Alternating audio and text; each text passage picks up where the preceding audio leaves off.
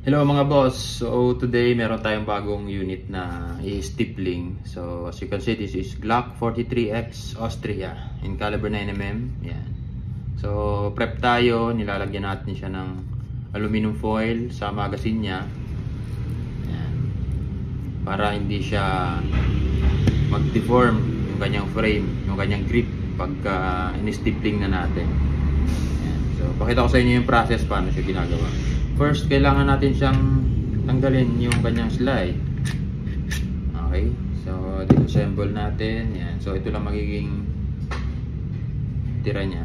Pagka pre-nep natin siya, kailangan natin itong finisin para madali siyang i-stippling. Okay. Tapos, lalagyan natin muna ng guhit dito. Lagyan natin ng pattern dyan kung hanggang saan lang siya. Yan. Meron tayong mga ganito. Wood burner. May wood burner tayo para ito yung gagamitin natin pang stippling sa ating kliyenteng firearm. Okay. Meron din tayong Dremel para pang kinis natin dito sa grip niya, sa frame niya.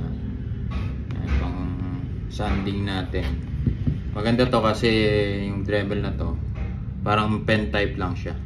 Kasi yung mga iba sa market malalaki. Ang hirap kontrolin. Ito pen type lang. Okay. So, madali lang gawin. So, first step, kailangan natin siyang guhitan. Hanggang saan lang siya dapat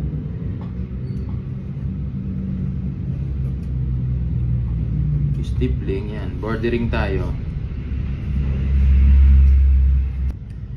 Yan. Tapos, para mas safe, hindi tamaan tong mag-release niya. Yan. Kasi pag tinamaan yan, sayang naman. Diba? Pangit na. So gamit tayo ng ganitong tool para matanggal natin yung mag-catch niya, mag-release niya. So yan, tatanggal mo na siya.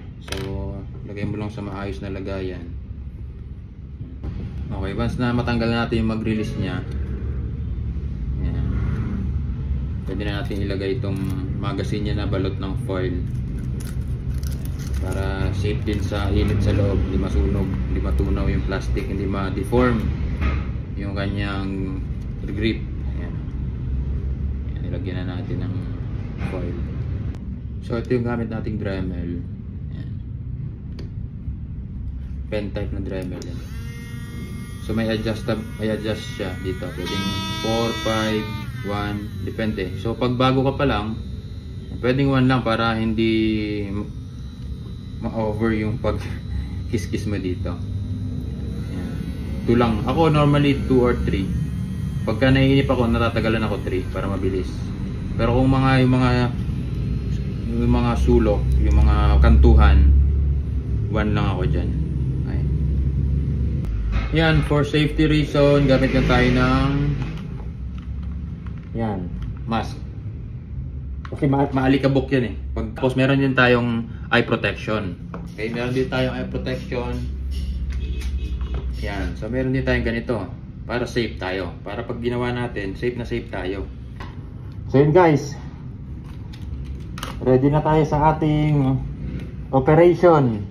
Mag-opera na tayo. Ayos. Again.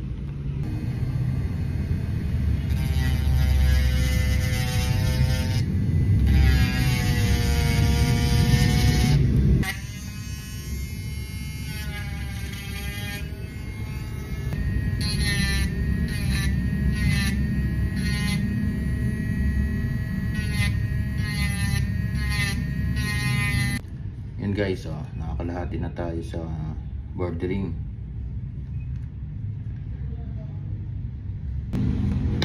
Okay, ngayon guys, naborderan na natin. So kikinisin na natin itong kanyang grips.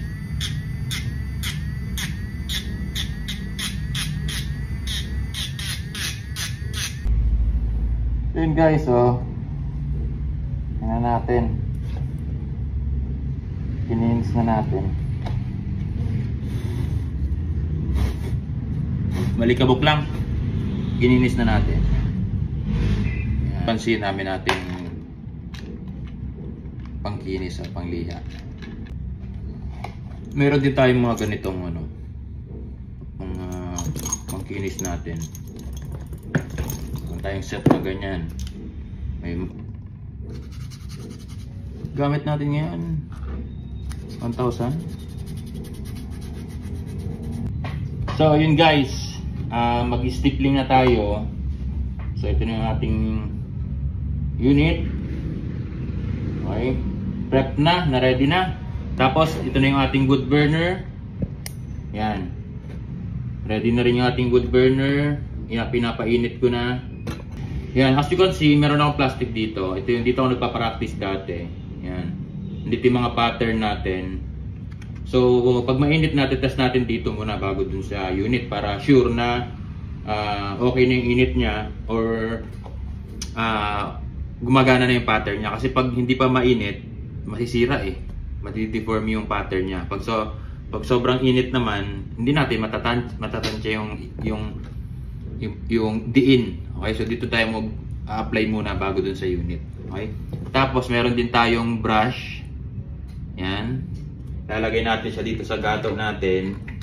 Kasi pagka ina-apply natin dito sa unit natin, katagalan, nangingitim yung pattern.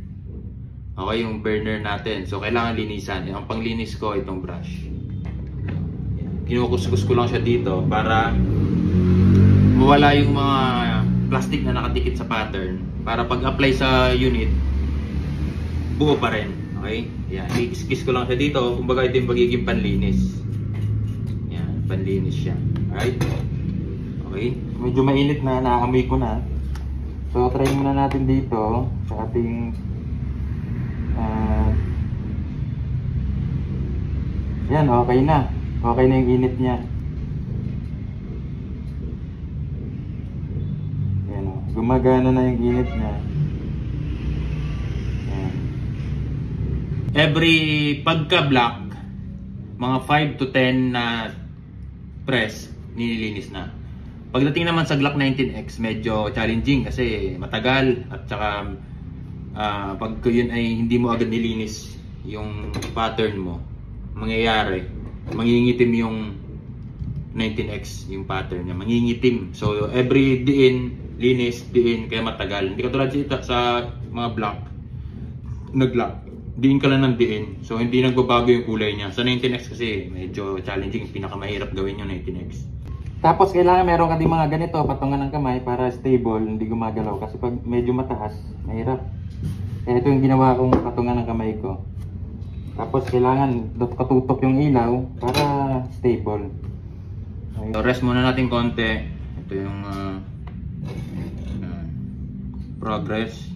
Yung purpose nitong aluminum sa magazine para at least hindi mag-deform yung grip niya. Kasi pag mainit yan, baka possible na mag-shrink or mag-iband. So pag lalagay natin ng aluminum foil sa magazine, intact pa rin yung form ng grips. Okay?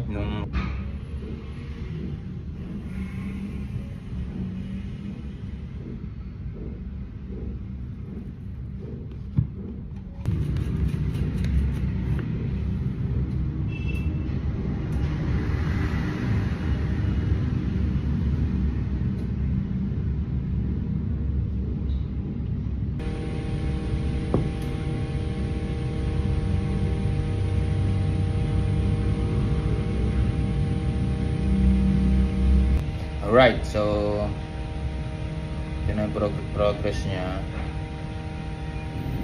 Medyo meron pa tayong kalahati. Okay. So far so good. Okay, nakakalahati na tayo. As you can see, dito na lang sa likod. Medyo challenging lang sa likod kasi hirap pantayin eh. Pero kayang-kaya yan. Konti na lang.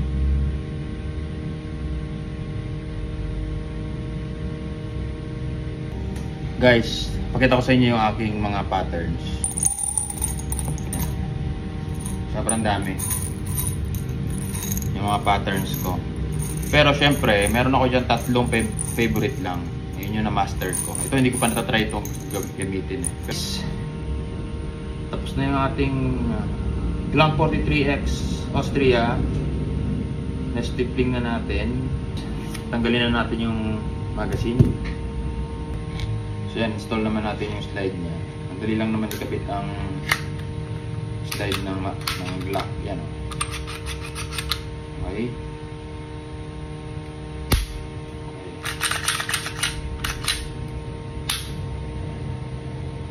Mas better yung grip niya kasi naka-stipling na.